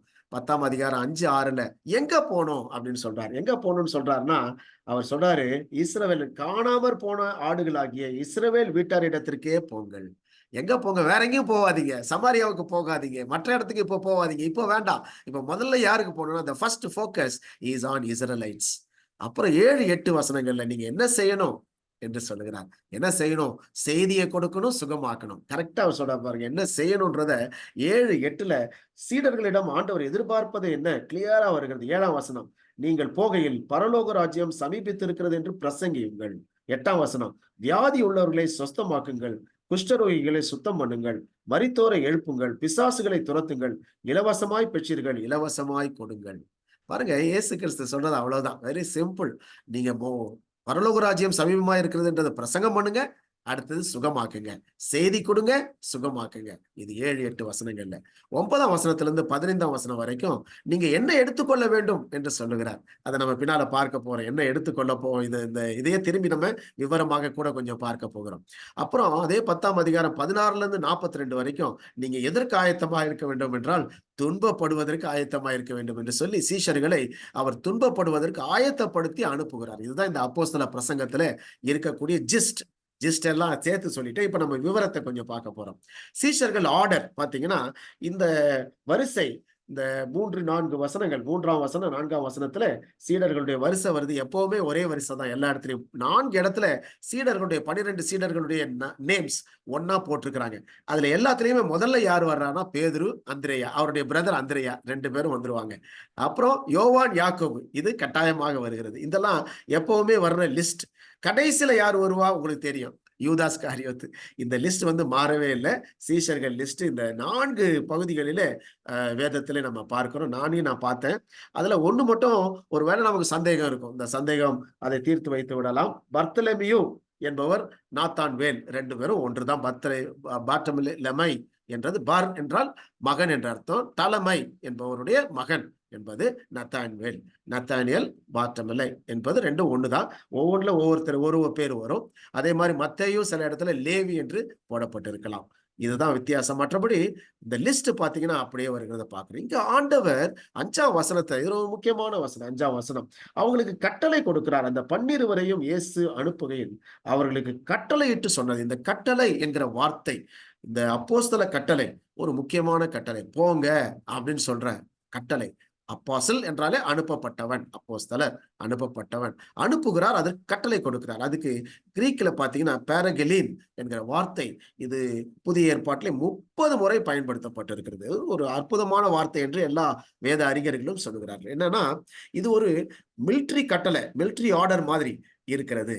அதுக்காகவும் இதை பயன்படுத்துவாங்களாம். இந்த பேரகெலின் என்பதை மிலிட்டரி ஆர்டருக்கும் பயன்படுத்துவாங்க. லீகல் வாரண்ட், இந்த கோர்ட்ல இருந்து வாரண்ட் வர்றதுன்னா அதுலயும் இந்த பேரகலின் என்பதுதான் அதற்கும் பயன்படுத்துவாங்க. ஒரு நண்பன் ஒரு திருமணத்துக்கோ எதுக்கோ அழைக்கிறான், கண்டிப்பா வாங்கன்னு சொல்றான்னா அதுக்கும் இந்த பேரகலின் என்பதை பயன்படுத்துவாங்க. ஆசிரியர் சிலதை மாணவனுக்கு சொல்லும் பொழுது அதுக்கும் இதை பயன்படுத்துவாங்க. மருத்துவ சீட்டுல பிரிஸ்கிரிப்ஷன்லயும் இந்த பேரகலின் என்பதை பயன்படுத்துவாங்களாம். இந்த வார்த்தை தான் இங்க பயன்படுத்தப்பட்டு இருக்கிறது. ஏன் இதை நம்ம அதிகமா சொல்றோம்னா, இது என்ன அர்த்தம்னா, இது வந்துச்சுன்னா அதுக்கு பதில் சொல்லிதான் ஆகணும். Bound to respond, you cannot neglect it. அதை சும்மா விட முடியாது. ஒரு ஆர்மி கட்டளையோ, ஒரு சட்டத்தின் வாரண்ட்டையோ, ஒரு நண்பனுடைய அழைப்பையோ சும்மா விட முடியாது. அதுக்கு ஏதாவது ஒரு ரெஸ்பான்ஸ் பண்ணி தான் ஆகணும். You are bound to respond. இது வந்து நம்ம எல்லாருக்கும் கொடுக்கப்படுகிற கட்டளை. என்ன கட்டளைங்க? நீங்கள் போய், இல்ல நீங்கள் போய் கனி கொடுங்க என்று மத்தேயு 15:16 நீங்கள் என்னை தெரிந்து கொள்ளவில்லை, நான் உங்களை தெரிந்து கொண்டேன், நீங்கள் போய் கனி கொடுக்கும்படிக்கு தெரிந்து கொள்ளப்பட்டிருக்கிறீங்க. போய் என்கிற வார்த்தை வருகிறது. நம்ம எங்க போய் ஆண்டவருடைய ஊழியத்தை செய்யணும்? இல்ல, we are all missionaries. எல்லாருமே மிஷனரிகள் தான். இதை மறந்து போகவே கூடாதுங்க. நீங்க எப்படி படுத்துக்கிட்டு இருந்தாலும், படுத்த படுக்கையா இருந்தா கூட ஊழியம் செய்ய முடியும். இல்ல, ஜெபம் என்பது ஒரு பெரிய ஊழியம், பெரிய ஊழியம். சமீபத்துல ஒரு ஆன்டி பார்த்தேன். அவங்க அவங்க படுத்த படுக்கையா தான் இருக்காங்க. முன்னால ஆனா மேப் போட்டிருக்காங்க, வேர்ல்டு மேப். அதை இந்த விரிவடைந்த வேர்ல்டு மேப்பை போட்டிருக்காங்க. அதுல ஒவ்வொரு நாட்டுக்காக நான் ஜெபம் பண்ணிட்டே இருக்கிறேன்னு சொன்னாங்க. எனக்கு ஆச்சரியமா, அது படுத்த படுக்கை ஜெபம், ஊழியம், எங்கனாலும் ஊழியம் செய்ய முடியும். we are all called to be missioners. Prayer மிஷனர்ஸா கூட இருக்கலாம் நம்ம, அல்லது ஃபீல்டுக்கு போறவங்களா இருக்கலாம். கட்டாயமாக ஆண்டவர் நம்ம எல்லாரையும் மிஷனரிகளா ஆகிக்கிறார். இவங்களையும் ஷார்ட் டைம் மிஷனரி அசைன்மெண்ட் இங்க கொடுக்கிறார். அடுத்தது நம்ம பார்ப்போம் என்ன சொல்றாரு. இதுலதான் நம்ம இதை இன்னும் கொஞ்சம் விவரமாக நம்ம பார்க்கிறோம். 10ஆம் அதிகாரம் 5-15 வரைக்கும் இருக்கிற பகுதியில கொஞ்சம் பாத்தீங்கன்னா என்ன தெரியும், அப்போஸ்தலர் என்ன செய்ய வேண்டும் என்று ஆண்டவர் சொல்லுகிறார். 16-23 அப்போஸ்தலர் என்ன அனுபவிக்க வேண்டி வரும் என்பதையும் சொல்லுகிறார். 24-42 வரைக்கும் இருக்கிறது அப்போஸ்தலர் பின்பற்ற வேண்டியது என்ன என்பதையும் சொல்லுகிறார். இது அவர் இது எல்லாமே ஒரு மாதிரி அரேஞ்சா தான் இருக்கிறது. அங்க சொல்லுறத நீங்க பாத்தீங்கன்னாலே தெரியும். இதுல ஃபர்ஸ்ட் 6ஆம் வசனம் கமிஷன்டு கமாண்டட். 6ஆம் வசனம் நமக்கு தெரியும். காணாமற் போன ஆடுகளாகிய இஸ்ரவேல் வீட்டார் இடத்திற்கு போங்க. இதுதான் கமெண்ட்.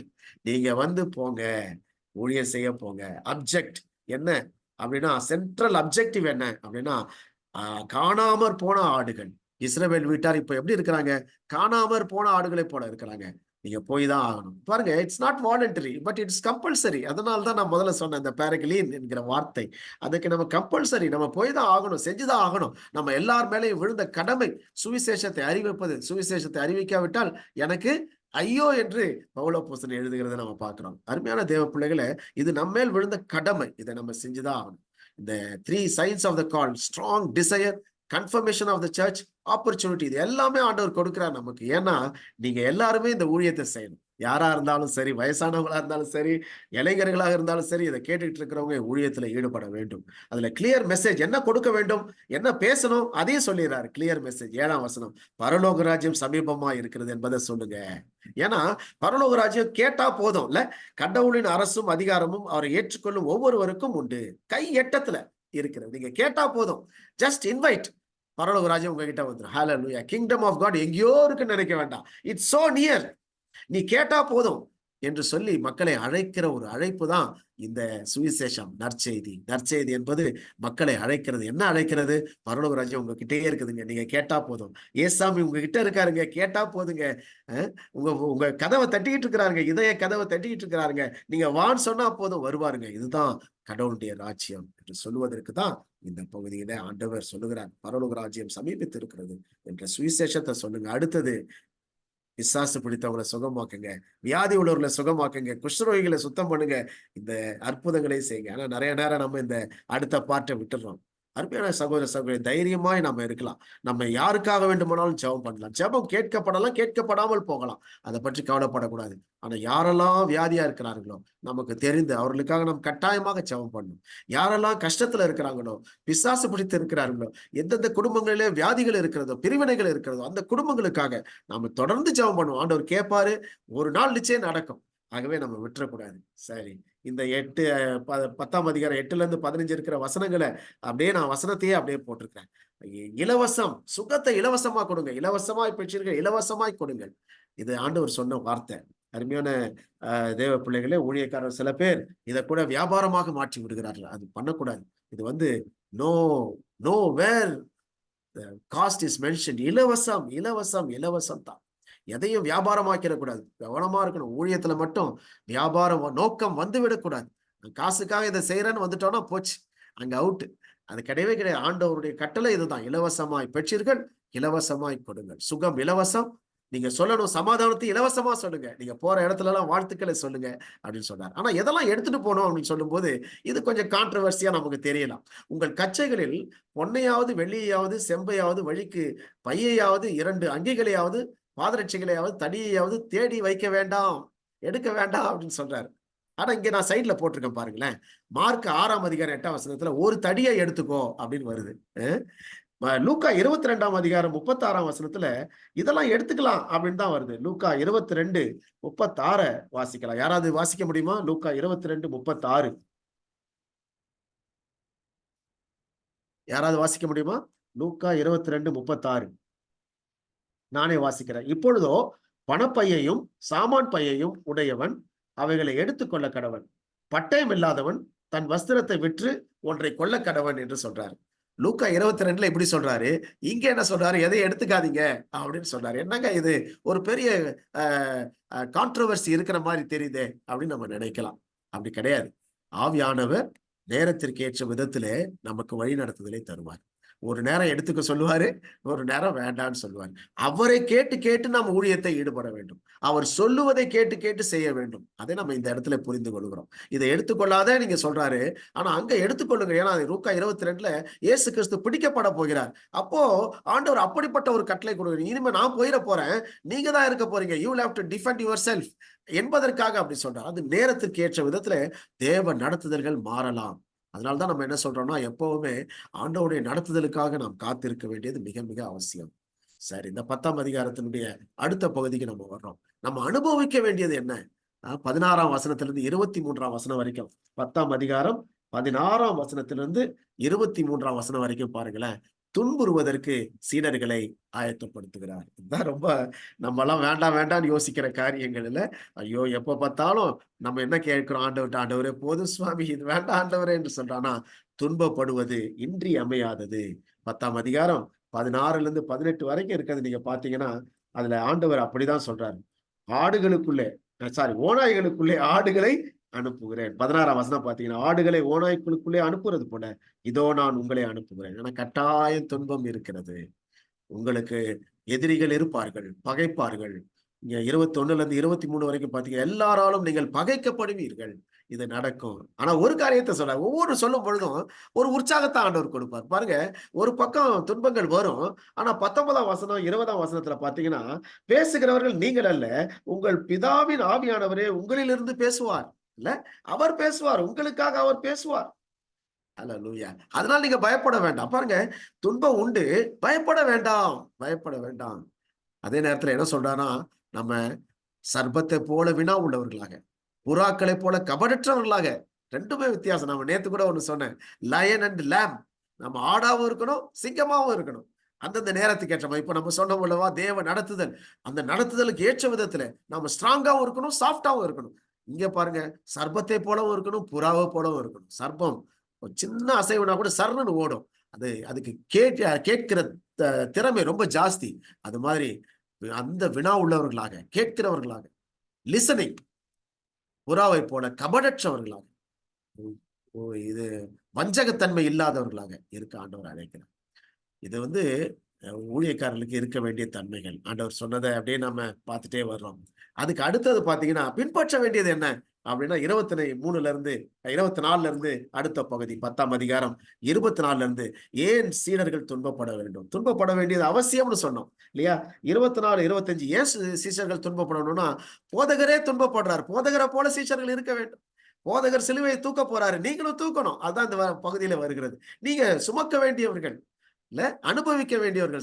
சிலுவையை நீங்களும் சுமக்கணும். சிலுவையை சுமக்கலன்னா நீங்க எனக்கு சீஷனா இருக்க முடியாது என்கிற பகுதி இந்த பகுதியில தான் வருது பாருங்க. அதனால என்ன சொல்றாரு, சீஷர்கள் துன்பப்பட வேண்டியது அவசியம் இருக்கிறது. ஏன்னா போதகனை போல அவங்க இருக்கு. 25ஆம் வசனத்துல சொல்றாரு, சீஷன் போதகனை போலவும் வேலைக்காரன் தன் எஜமானை போலவும் இருப்பது போதும் இல்லையா? அத சொல்றாரு. அதனால நீங்களும் அவரை போலதான் இருக்க வேண்டும் என்பதுதான் அங்க சொல்லுகிறது. நீங்க கவனிச்சு பாத்தீங்கன்னா தெரியும். அதனால அவர் என்ன சொல்றாரு, பயந்துராதீங்க, பயப்படாதீங்க. 26ல இருந்து 31 வரைக்கும் இருக்கிற பகுதியில ஆண்டவர் உங்களோட இருக்கிறார். ஒரு காசுக்கு 29ஆம் வசனம், ஒரு காசுக்கு 2 அடைக்கலான் குருவிகளை விற்கிறார்கள் அல்லவா? ஆயினும் உங்கள் பிதாவின் சித்தம் இல்லாமல் அவைகளில் ஒன்றாகிலும் தரையிலே விழாது. பயப்படாதீங்க. நீங்க யாருக்கு பயப்படணும்? Fear God. Hallelujah. Fear God more, fear men less. இதை நம்ம நல்லா தெரிஞ்சு வச்சுக்கணும். எப்பவுமே யாருக்கு ரொம்ப பயப்படணும்? கடவுளுக்கு தான் நம்ம பயப்படணும். யாருக்கு பயப்படக்கூடாது? மனுஷருக்கு நம்ம பயப்பட வேண்டிய அவசியமே இல்லை. 28ஆம் வசனம் அழகான வசனம் தெரியும். ஆத்துமாவை கொல்ல வல்லவர்களா இராமல் சரீரத்தை மாத்திரம் கொல்லுகிறவர்களுக்கு நீங்கள் பயப்பட வேண்டாம். மனுஷர்களுக்கு பயப்படாதீங்க. Fear of God is the only cure for the fear of men. யாராவது நம்ம ஆட்களை கண்டு பயந்துகிட்டு இருக்கிறோம்னா ஆண்டவருக்கு பயப்படணும். அதுதான் முக்கியம் இல்ல. கடவுளுக்கு பயப்படுறது ரொம்ப முக்கியமானதா இருக்கிறது. நிறைய நேரம் நம்ம இதுக்கு உல்டாவா இருக்கணும். மனுஷனுக்கு பயப்படணும், கடவுளுக்கு பயப்படாம இருக்கணும் இல்ல. சர்ச்சில் உட்காந்து எதேதோ செய்யறாங்க, செல்போனை பயன்படுத்துறாங்க. சர்ச்சில் உட்காந்து செல்போனை பயன்படுத்தலாமான்றது ஒரு பெரிய கேள்விக்குறீங்க.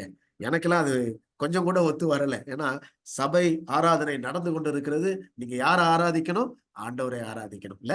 ஆண்டவரை நோக்கி பார்க்கணும். அங்க கடவுளுக்கு பயப்படுற பயம், ஒரு ரெஸ்பெக்ட் கட்டாயமாக இருக்க வேண்டும் என்று நான் நினைக்கிறேன். கூடி வரும் பொழுது கட்டாயமாக கடவுளுக்குரிய ரெஸ்பெக்ட் கட்டாயமாக இருக்க வேண்டும் என்று நான் நினைக்கிறேன். அது ஆண்டவர் எதிர்பார்க்கிறது. நானு ஒரு மினிஸ்டரை பார்க்க போனேன். அந்த மினிஸ்டரை பார்க்க போன பொழுது உள்ள போய் உட்கார்றேன். செல்போன் எல்லாம் வெளியே வாங்கிட்டாங்க. செல்போன்லாம் எதுவும் இருக்கக்கூடாது கையில, வெளியே வாங்கிட்டாங்க. ஏன்னா அவர்கிட்ட நான் பர்சனலா ஒரு விஷயம் அவர் கூப்பிட்டு இருந்தாரு, போயிருந்தேன் அவர்கிட்ட பேசுவதற்காக. அப்ப அவர் முன்னால உட்கார்றேன். என்னென்னமோ கொண்டு வந்து வைக்கிறாங்க. முந்திரி பருப்பு, அது பருப்பு வகைகள் எல்லாம் கொண்டாந்து வைக்கிறாங்க. நான் ஒண்ணு கூட தொட முடியல. ஏன்னா நான் என்னுடைய பார்வையெல்லாம் அந்த மினிஸ்டர் கிட்ட இருக்கு. அவர் என்ன பேசுறாரு, அவர் என்ன சொல்றாரு, அதை கேட்கறதுலயே நான் இருக்கிறேன். ஆனா அங்க வைக்கிற உணவு வகைகளை கூட நான் டச் பண்ணல பாருங்க. அவர் பேசி முடிச்ச பிறகுதான் நான் அதை எடுத்து கொஞ்சம் அந்த டீயை கொஞ்சம் குடிச்சேன். எதுக்காக சொல்றேன்னா, ஒரு மினிஸ்டர் கிட்ட இருக்கும்போதே ஒரு அந்த பயம் நமக்கு இருக்கிறது. வேற எங்கேயும் நம்ம அட்ராக்ஷன் போகல. அவரையே நம்ம நோக்கி பார்த்து கொண்டு இருக்கிறோம். ஆனா கடவுளுக்கு முன்பாக பயப்படுறோமா, பயப்படலையா? நம்ம யோசித்து பாருங்களேன். நிறைய நேரம் கடவுள் இருக்கிறார், நம் மத்தியிலே இருக்கிறார், அவர் பேசிக்கொண்டு இருக்கிறார். ஆனா நம்ம இஷ்டத்துக்கு இருக்கிறோம்ல. யோசித்து பாருங்களேன். இது ரொம்ப தவறான ஒரு காரியம். ஃபியர் காட் மோர் தென் ஃபியர் மேன் இல்ல. மனிதனுக்கு பயப்படுவதை காட்டிலும் நீங்கள் ஆண்டவருக்கு பயப்பட வேண்டும். அதான் ஆண்டவர் கிளியரா சொல்றார்.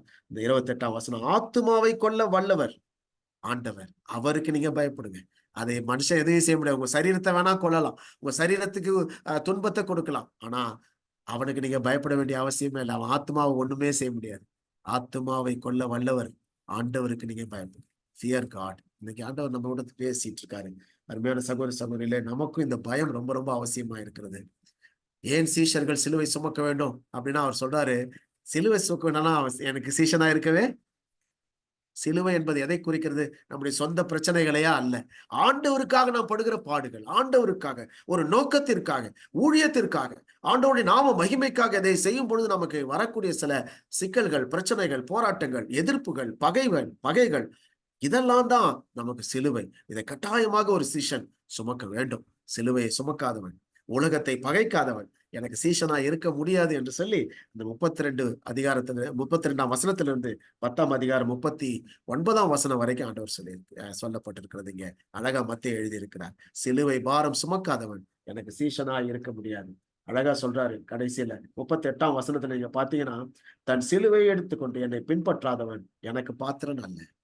நம்ம இன்னைக்கு எந்த சிலுவையா நாம் சுமந்து கொண்டு போகிறோம் என்பதை நம்ம தான் யோசித்து பார்க்கணும். அது நமக்கு தான் தெரியும். அருமையான சகோதர சகோதரிகளே, இயேசுவுக்காக என்ன சிலுவை நம்ம சுமக்கிறோம், எந்த தியாகத்தை பண்ணுகிறோம், ஆண்டவருடைய ராஜ்ய விருத்திக்காக நம்ம என்ன தியாகத்தை பண்ணுகிறோம்? கொஞ்சம் யோசித்து பார்க்கணும். கடைசியில் அதுதான் முடிக்கிறார். சின்ன ஒரு கலசம் தண்ணீரை குடித்தா கூட அதனுடைய பலாபலன் இல்லாம போகாது. 42ஆம் வசனத்துல, சீஷன் என்னும் நாமத்தின் நிமித்தம் இந்த சிறியரில் ஒருவனுக்கு ஒரு கலசம் தண்ணீர் மாத்திரம் குடிக்க கொடுக்கிறவனும் தன் பலனை அடையாமற் போகான் என்று மெய்யாகவே உங்களுக்கு சொல்லுகிறேன். அல்லேலூயா. ஒரு கலசம் தண்ணி, ஜஸ்ட் தண்ணி, ஒரு டம்ளர் கொடுத்தீங்கன்னா அதனுடைய பலனும் உண்டு என்று சொல்றேன். அதனாலதான் ஆண்டவருக்காக நம்ம எதை செய்தாலும் அது வீணாக போறதே கிடையாது. கர்த்தருக்கு ஸ்தோத்திரம். அடுத்த பகுதிக்கு வந்துட்டோம். இது அடுத்த புத்தகம் 11ஆம் அதிகாரத்திலிருந்து 13ஆம் அதிகாரம் வரைக்கும் அடுத்த புத்தகம். இதுல யோவானை குறித்து அதிகமாய் நாம பார்க்கிறோம்.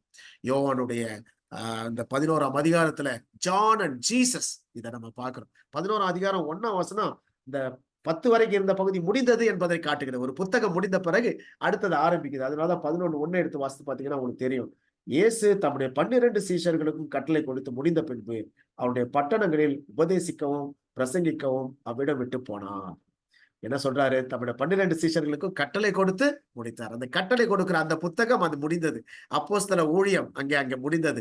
அப்போஸ்தல பிரசங்கம் முடிந்தது. 11, 12, 13 அடுத்த புத்தகம் ஆரம்பிக்கிறது. இது 3வது புத்தகம். இது வரைக்கும் நம்ம எத்தனை புத்தகம் முடிச்சிருக்கிறோம்னா 2வது புத்தகம் வரைக்கும் முடிச்சிருக்கிறோம். இது இறையரசின் தாக்கம் என்கிற தலைப்புல நம்ம பார்க்க போறோம். இதுல என்ன வருது? முதல்ல 11ஆம் அதிகாரத்துல யோவான் அண்ட் இயேசு. யோவானுக்கு ஒரு சந்தேகம் வந்த மாதிரி நமக்கு தெரியுது. 11ஆம் அதிகாரம் 1-3 வசனங்களை பார்த்தீங்கன்னா இயேசுவிடம் கேட்கிறான், நீர் மெசியா தானா என்று கேட்டு அனுப்புகிறான் 2 சீஷர்களை வைத்து. நிறைய பேர் நம்ம நினைக்கிறோம் அவருக்கே சந்தேகம் வந்துருச்சோ அப்படின்னு. இல்ல, நல்லா கவனிக்கணும். இது வேத அறிஞர்கள் கிளியரா சொல்றாங்க, அவனுக்கு சந்தேகம் வர்றதுக்கு சான்ஸே இல்லை. ஏன்னா அவன் அழகா சொல்றான், இதோ உலகத்தின் பாவத்தை சுமந்து தீர்க்கிற இதோ என்கிற வார்த்தை என்னன்னா கன்ஃபர்மேஷன் வார்த்தை. எப்பவுமே எங்கெல்லாம் இதோ வருதோ அது கன்ஃபர்மேஷன் வார்த்தை. அப்போ யோவான் சொல்லிட்டான் இதோ என்று சொல்லிட்டான். அதனால நிச்சயமா இயேசு கிறிஸ்து மேல அவனுக்கு சந்தேகம் இல்லை. அவன் எதுக்காக அனுப்புனானா இந்த சீஷர்கள் விசுவாசிக்க வேண்டும் என்பதற்காக. இப்போ தன்னுடைய ஊழியம் முடிகிறது. இந்த சீஷர்கள் இயேசுனுடைய சீஷர்களாய் மாறட்டும் என்பதற்காக அவர்களை அனுப்புறான். 2 சீஷர்களை அனுப்பிதான் கேட்கிறான். என்ன செய்யறான்? வருகிறவர் நீர்தானா? 3ஆம் வசனத்துல வருகிறவர் நீர்தானா அல்லது வேறொருவர் வர காத்திருக்க வேண்டுமா என்று அவரிடத்தில் கேட்கும்படி அனுப்பினான். அவன் கேட்கிற மாதிரி அனுப்புறான். யாருக்கு? இந்த சீஷர்களுக்காக அனுப்புகிறான். அந்த நேரத்துல ஏரோது அந்திப்பாவினாலே அவன் சிறைச்சாலையில போடப்பட்டவன். நமக்கு தெரியும் ஏரோதை பத்தி நான் அன்னைக்கு கூட சொன்னேன். இந்த ஏரோது தன்னுடைய சகோதரனுடைய மனைவியை அபகரித்து அதை போய் இவன் சொன்னதுனால இவனை சிறைச்சாலையில போட்டு அதுல பல பிரச்சனைகள் சிக்கல்கள். உடனே தன்னுடைய மனைவியை கொன்று என்னென்னமோ அவன் செய்யறான். எல்லாரையும் கொன்று போடுகிற ஏரோது. அதான் ஒரு இடத்துல வாசிக்கிறோம், ஏரோதுடைய மகனா இருந்துடக்கூடாது, அவங்க குடும்பத்துல ஒருத்தரா இருந்துடக்கூடாது, அவனுடைய பன்றியா கூட நம்ம இருக்கலாம் அப்படின்னு ஒரு பழமொழி இருந்துச்சு அந்த காலத்துல. ஏரோதனுடைய பன்றி கூட பெட்டரு தேன் ஏரோதனுடைய மகன் என்று சொல்லப்பட்டது. ஏன்னா மகனா இருந்தா கொன்று போட்டுருவான், பன்றியா இருந்தா கொல்ல மாட்டான். பாருங்க, அப்படிப்பட்ட மோசமானவன் அவன் வாழ்ந்த காலத்துல இந்த யோவான் சிறையில இருக்கிறான். அவன் தூக்கி போட்டாங்களா எந்தனா அந்த சவக்கடலுக்கு அருகில இருந்த ஒரு சிறைச்சாலை, அதுக்கு போட்டிருக்க மக்கரியஸ் என்கிற ஒரு சிறைச்சாலையில அவனை போட்டிருக்கிறார்கள். அந்த நேரத்துலதான் அவன் ஆளை அனுப்பி கேட்கிறான் ஆண்டவரத்துல. இத பகுதியை நம்ம தொடர்ந்து அடுத்த இதுல நம்ம பார்க்க போறோம். ஏன்னா நமக்கு டைம் ஆயிடுச்சு. அதனால நம்ம இதோட நம்ம முடித்துக் கொள்வோம். இந்த 2 புத்தகங்களை நாம் இதுவரைக்கும் முடிச்சிருக்கிறோம். 3ல இருந்து நாளைக்கு நம்ம பார்ப்போம். நம்ம முடிந்த அளவு நாளைக்கு பார்ப்போம். அதோட நம்ம முடித்துக் கொண்டு இன்னொரு நமக்கு நேரம் கிடைக்கிற காலகட்டத்துல மற்ற பகுதிகளை நம்ம பார்ப்போம். இன்னும் பின்னால வரப்போகிற பகுதிகள் ஆண்டவருடைய வருகை குறித்த பகுதிகள்லாம் ரொம்ப அற்புதமான அதிசயமான பகுதிகள் இருக்கிறது. அதுக்கும் நீங்க வரும்படியாய் பட்சமாய் கேட்டுக்கொள்கிறேன். அது நம்ம வசதியான நாட்களை நம்ம வைப்போம். இன்றைக்கு இதுதான் முக்கியமான ஒரு கருத்து. என்னன்னா ஆண்டவருக்காக சிலுவையை சுமக்க ஆண்டவர் நம்மை அழைக்கிறார். நம்ம ஒவ்வொருத்தரையும் அழைக்கிறார். ஏதாவது ஒரு விதத்துல தியாகம் செய்ய வேண்டும். தியாகம் என்பது ரொம்ப அவசியமா இருக்கிறது. எதை நம்ம ஆண்டவருக்காக இழக்கிறோம்? வசதிகளில எதை கொடுத்திருக்கிறோம்? நமக்கு கொடுத்திருக்கிற தாழ்ந்துகளில எதை ஆண்டவருக்கு என்று செலவு செய்து கொண்டிருக்கிறோம்? இதை நம்ம யோசித்து பார்க்க ஆண்டவர் அழைக்கிறார். நம்ம ஜெபம் பண்ணுவோம். தலைகளை தாழ்த்தி ஆண்டவரை நோக்கி நம்ம ஜெபிப்போம். அன்பின் ஆண்டவரே, இந்த மாலையிலும் எங்கள் ஒவ்வொருவரையும் அப்போஸ்தலர்களாக நீர் அனுப்புகிறீர் சுவாமி. நாங்கள் எல்லாம் ஏதோ எங்களுடைய வாழ்க்கையை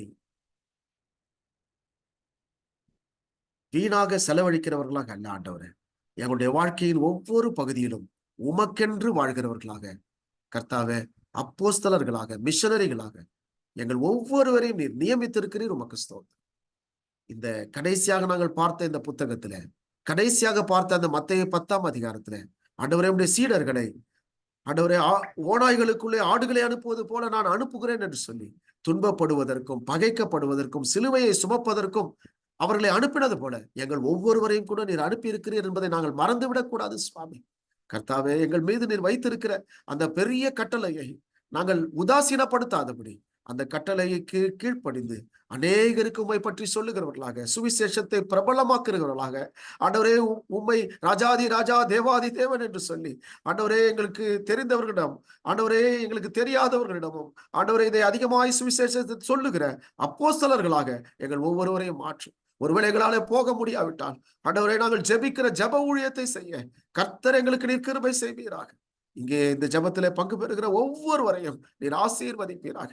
ஆண்டவரே, யாரெல்லாம் கவலைகளோடு வியாதிகளோடு இருக்கிறார்களோ, இன்றைக்கு நாங்க கேட்ட அந்த பகுதியில எவ்வளவு வியாதிகளை நீர் சுகமாக்கி இருக்கிறீர் சுவாமி. ஆண்டவரை செத்து போன மகளை, எவருடைய மகளை நீர் உயிரோடு எழுப்பி இருக்கிறீர் அப்பா. கர்த்தாவே, உம்மாலே கூடாத காரியம் ஒன்றுமில்லை. யாரெல்லாம் ஒருவேளை வியாதியோடு இந்த ஜெபத்தில் இருக்கிறார்கள் என்றால் அவர்களை தொட்டு நீர் சுகப்படுத்த வேண்டும் என்று ஜெபிக்கிறோம். கர்த்தரால் கூடாதது ஒன்றுமில்லை அப்பா. சுகமளிக்கும் தெய்வத்தினுடைய கரம் அவர்கள் மீது பதியட்டும் சுவாமி. எப்படி அந்த குஷ்டரோகியின் மீது உடைய கரம் பதிந்து அந்த குஷ்டரோகியத்தை நீக்கி அவனை சுகப்படுத்தியதோ அது போல கர்த்தாவே, எங்கள் ஒவ்வொருவர் மீதும் உடைய கரம் பதியட்டும் சுவாமி. ஆசீர்வதியும் ஆண்டவரை. தொடர்ந்து உமக்கு சாட்சிகளாக நாங்கள் ஜீவிக்க கிருபை செய்யும். எங்களை வழிநடத்தும் அப்பா. துதி கன மகிமை அனைத்தையும் ஒருவருக்கே செலுத்துகிறோம். இயேசு கிறிஸ்துவின் மூலம் ஜெபிக்கிறோம் பிதாவே. ஆமென்.